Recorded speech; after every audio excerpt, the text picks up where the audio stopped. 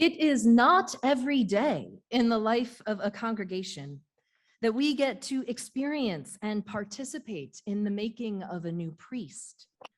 And an ordination service is one that is rich with symbolism.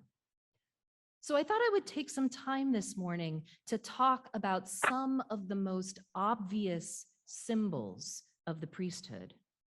The garments with which a clergy person is vested at an ordination service, the stole, and the chasuble.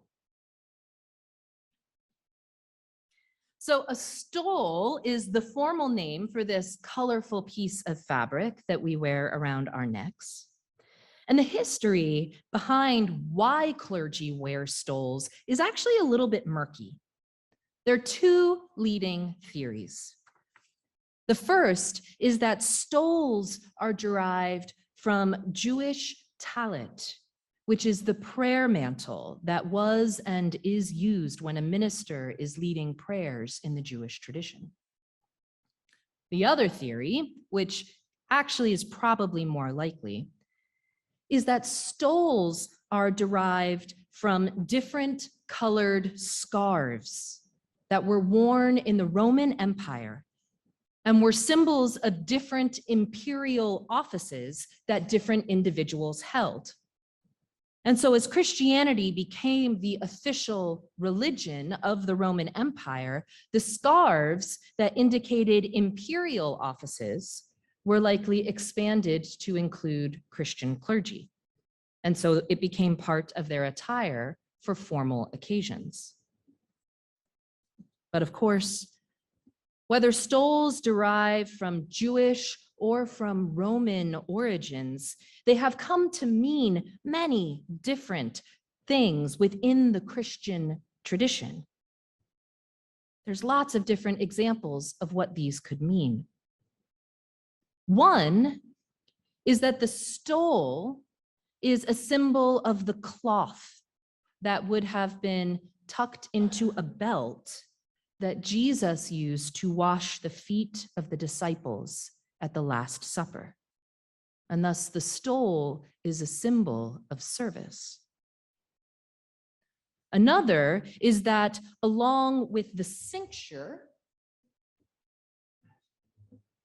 which is this rope belt thing, the stole and the cincture together represent the bonds of Christ. Both the bonds that Christ himself wore when he was led to the crucifixion and the bonds that tie a clergy person to Christ. Thus, the stole represents a connection to God. But for me, when I put on a stole, the symbolic meaning that resonates the most is the idea of the stole as the yoke of Christ.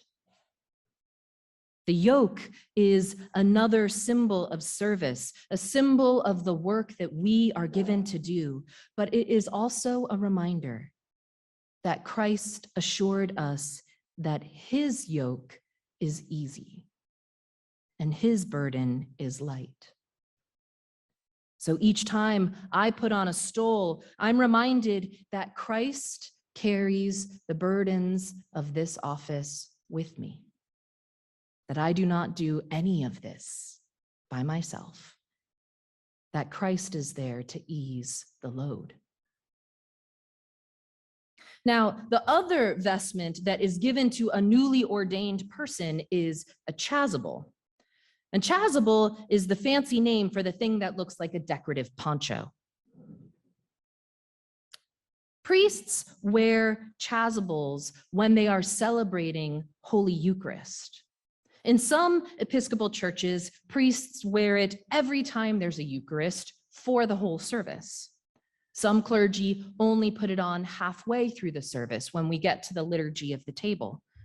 Some wear it only on special feast days and other occasions. Some don't necessarily wear them a lot at all. The chasubles have their origin in a Roman garment called a casula, which means little house. And they really were essentially ponchos, cloaks that you wore to protect yourself from the elements, like a little house. Originally, kasulas were primarily worn by the lower classes.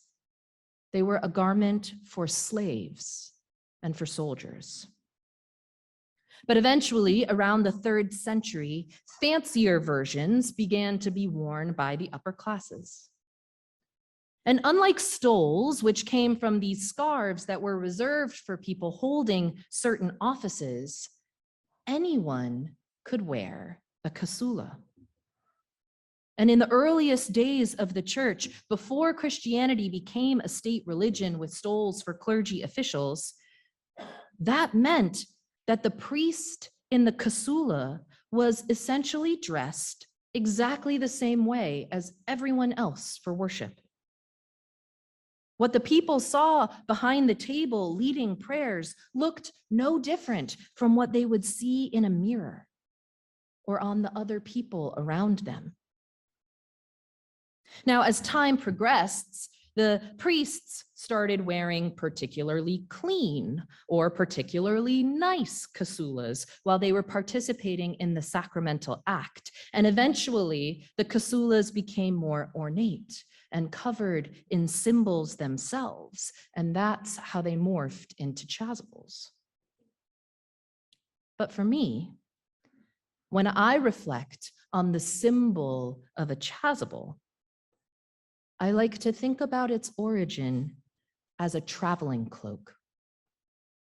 The idea that every time we put one on, we are reminded of our call to be on the move for Jesus. In those earliest days of the church, the priests, or presbyters, as they would have been called in Greek, were circulating around to different house churches. They were traveling from town to town. That's why they always had their traveling cloaks on. And every time you see a priest in a chasuble, it should remind you that our ministry is not meant to be confined to these walls. That the priest essentially has his or her jacket on so that they can bring the message about Jesus out into the world. And also, that chasuble is just a kasula, one that would have looked like everyone else's traveling cloak, a reminder that it is not just the priest's job, but it is everyone's job to put on your jacket and bring the message about Christ's love out into the world. Now, by this point in the sermon, you may be asking yourself, why is Kelly giving us a lecture on vestments and what they symbolize? And that is an incredibly fair question. I'm doing it because today is a day about symbols. Today, we are marking the Feast of the Holy Cross here at the Church of the Holy Cross. And Holy Cross Day is not a day when we remember the crucifixion. That's Good Friday. Rather, the Feast of the Holy Cross is a day when we honor the symbol of the cross itself. There are scores, probably hundreds of different kinds of crosses. Celtic crosses, Greek crosses, Jerusalem crosses, upside down St. Peter's crosses.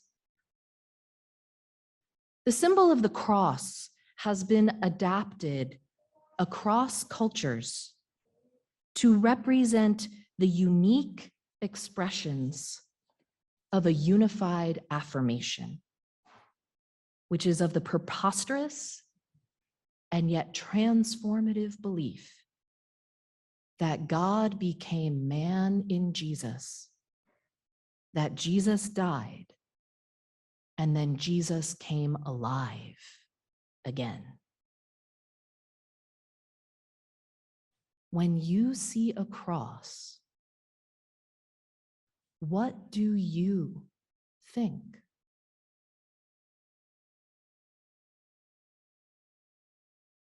When you see a cross, what do you feel?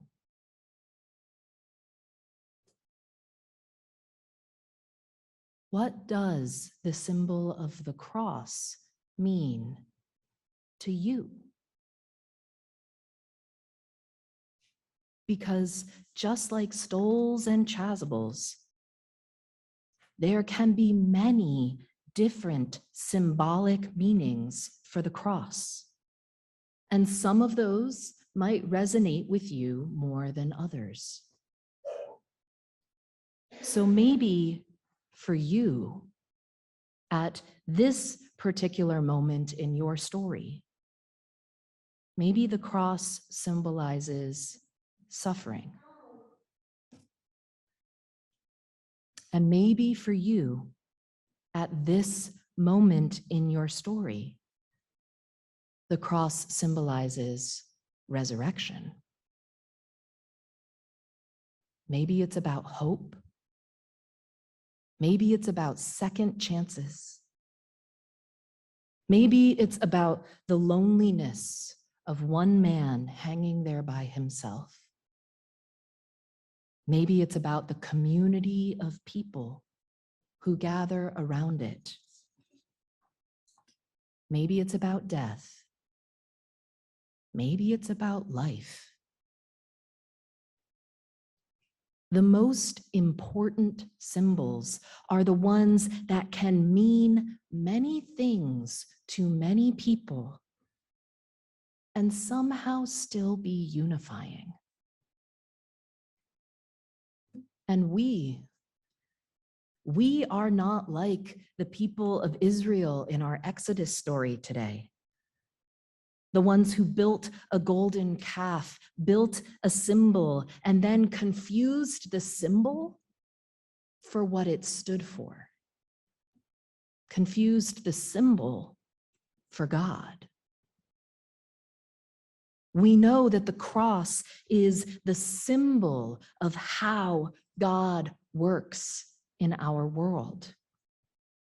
Not a thing to be worshiped in and of itself. It's just like how stoles and chasubles don't make priests.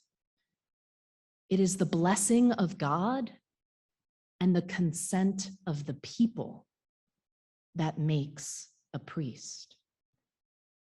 The vestments are just symbols, rich with many different meanings, but that point to one identity: a priest in God's church.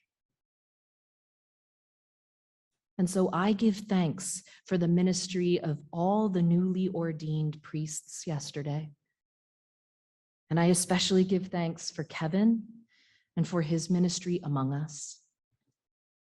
And I think we all pray for God's blessing on Kevin and on his family in his many years of ministry ahead. Amen.